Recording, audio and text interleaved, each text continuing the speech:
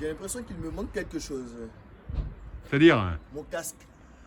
Ah, pétard, ouais. Mais est-ce que tu en as besoin pour pratiquer, pour développer? Tu le veux? Tout va bien, elle est à l'arrêt. Ah, ça va alors. Juste pour vous dire, portez votre casque, c'est important. Ah, le message est subliminal. Bonjour à tous. Pas mal, bien. Elle me va bien cette moto. Hein. Vous vous demandez qu'est-ce que c'est comme véhicule? Ben, tout le monde sait que c'est une moto. Une moto, ben, pas n'importe quelle moto, c'est une Suzuki. Une Suzuki GSX RF 750.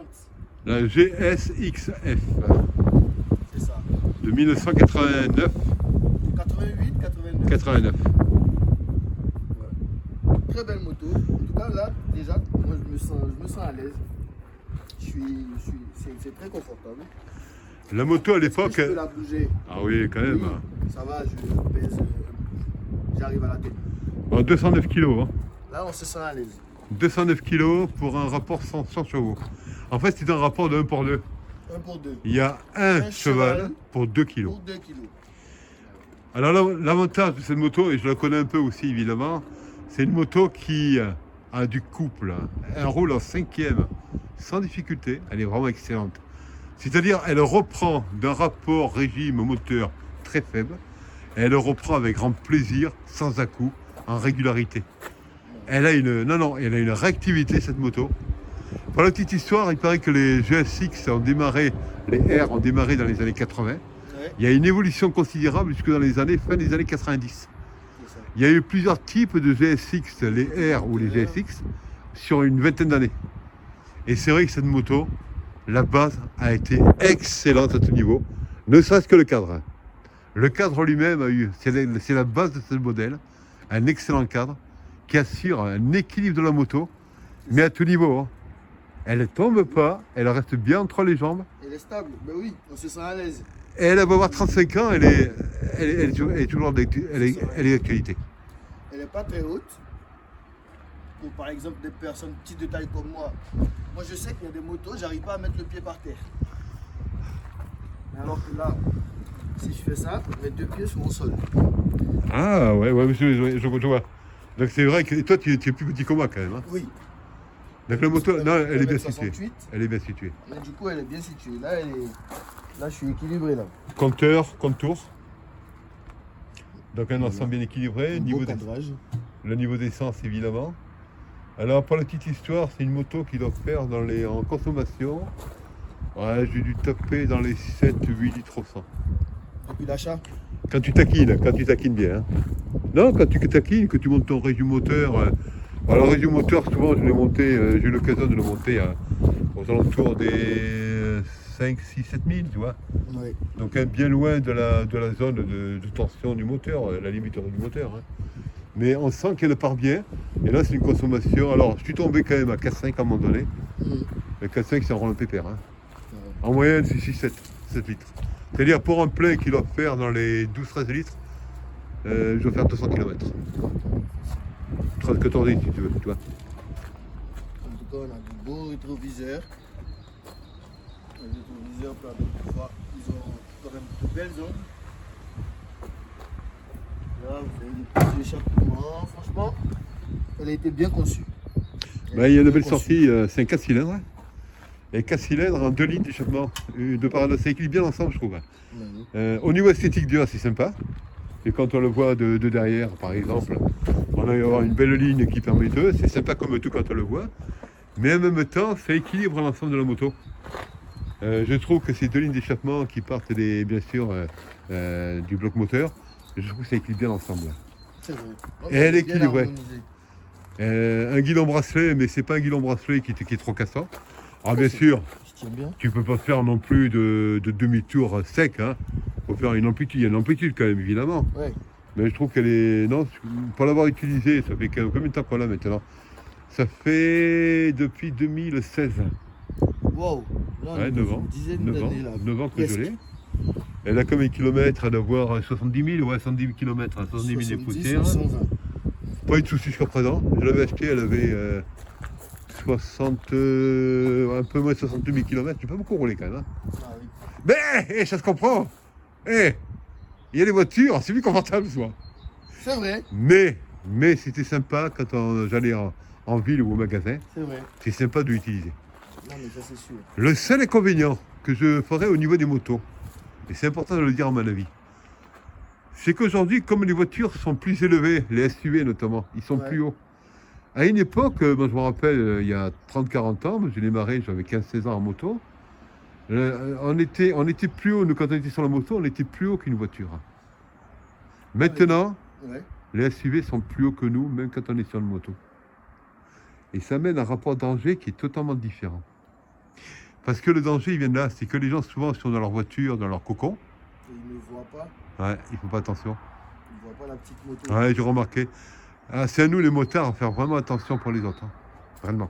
C'est-à-dire qu'aujourd'hui, de plus en plus, les motos sont faites de sorte à ce qu'elles soient très basses. Ou c'est le contraire. C'est les SUV qui ont. Les motos sont très trapues, tu as remarqué, elles sont plus courtes que celles-là. Ouais. Vraiment, l'empattement, il est vraiment raccourci comme pas deux. C'est sur des petits trucs sur lesquels tu es. Mais c'est vraiment, c'est très court l'empattement. Hein. Ça a changé. C'est le seul bémol qu'on pourrait faire pour la moto, qui est sympa quand on roule bien. Mais il faut faire attention aux autres, toujours. Il faut faire attention aux autres. Toujours faire attention aux autres. Vitesse de pointe de cette moto, elle peut aller à mon avis facilement à 2,10. 2,10 de 20. J'ai fait l'essai, je suis monté à 200. Ah ouais, vous êtes un vrai taquineur, hein? Je voulais l'essayer celle-là, vraiment. Et je me suis rendu compte qu'à 200, il y avait encore un peu de marge au niveau régime moteur. C'est vrai quand même qu'elle est tendue à 200. Hein. Le moteur, il tourne bien. Ouais, il tournait bien encore, il tournait bien. Après, l'inconvénient, c'est qu'à 200, tu te calmes un peu à un moment donné, tu restes pas, moi, je ne suis pas resté longtemps à 200, Ouais. parce que tu es quand même lié à 2 roues qui sont sur la route, 2 pneus, Ouais. tout peut arriver.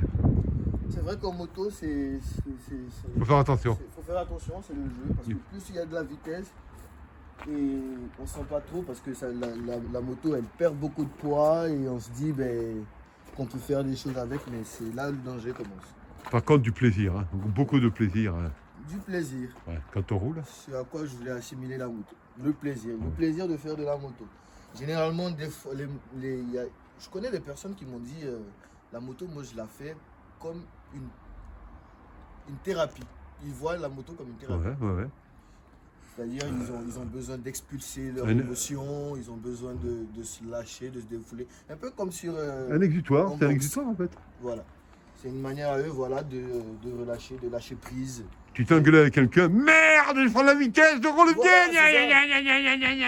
Mais il faut y aller doucement, encore une fois. C'est En général, quand tu as une moto, c'est de route. Ouais. Tu vas pas toujours doucement, hein. Bah, c'est pas fait pour... Et raf. Il faut faire vivre la moto. Sauf que derrière, il y a des risques. Donc, je sais que vous êtes des pros de moto. En tout cas, soyez des pros de moto avant de vous aventurer dedans. Mais je pense que c'est quand même une très belle expérience.